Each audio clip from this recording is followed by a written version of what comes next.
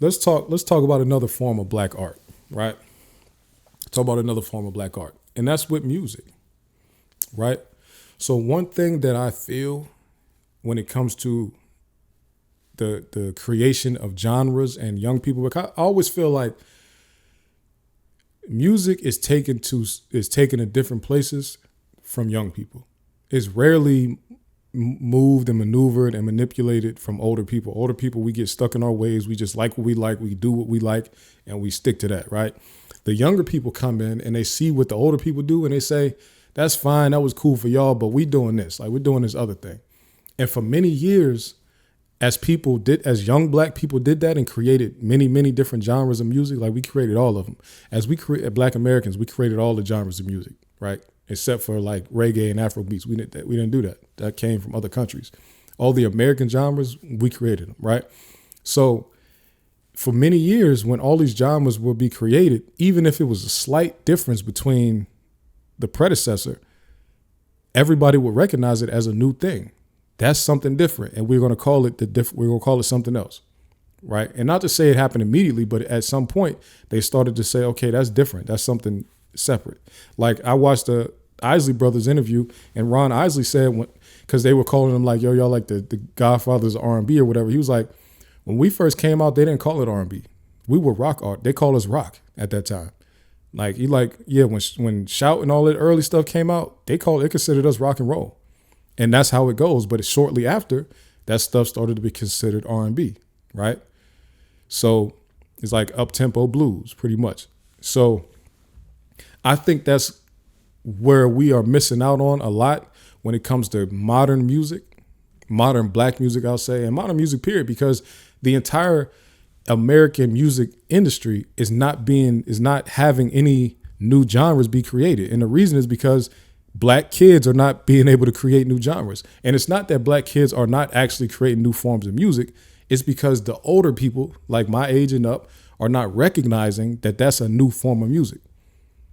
People are spending so much time telling them that's not real hip hop, that's not real R&B. What is this? This is trash, whatever, that they're not even recognizing that these kids, it's not hip hop. They made something else up, but you don't want to recognize it. So because the black kids' creativity is being stifled right now by the older haters, even white America is not getting into new genres. Where do y'all think they get new genres from? The genres of the music industry come from black kids. Stopping black kids from creating genres stops the entire American music landscape from expanding. Do y'all not realize that? So when you listen to somebody like Rod Wave, and when you go to streaming platform and you see him in the hip hop section, somebody should say, why is this in the hip hop section? Like him and all the other kids that do music like that deserve a separate genre. This is not hip hop. This is something new. This is something fresh. This is something different. It's not to say Rod Wave is the first dude to sing. That's not what that means, because they're singing in every genre. It doesn't mean that. It just means that what he's doing is different from what hip hop did. It's not the same thing at all. What NBA Youngboy does is not the same thing as what hip hop is. It's something new, right? You can go even as far as to say what people like Triple X, right? XXX Tentacion. That's a different genre. Uzi, that's a different genre. Travis Scott, that's a different genre. Kid Cudi, that's a different genre. Why is all of this stuff put in hip hop and rap? That's not rap or hip hop. Even if they might be rapping sometimes, that is not that. That should be, they need a new box for it. They need a new thing for it, because if they don't get a new name for what they have created, it won't be respected, first of all. Secondly, it's being judged improperly. It's being compared to the wrong stuff.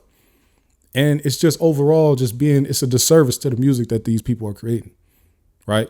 And I'm just naming like some of the more popular ones. There's a long list of artists like in these lanes that do different type of music, that create different type of music, and it's not being judged properly because it's not being labeled properly.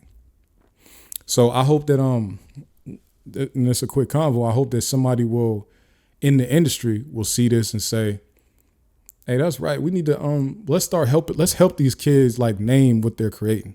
Let's help them put a name on it, because once you put a name on it, then you can start to market it properly.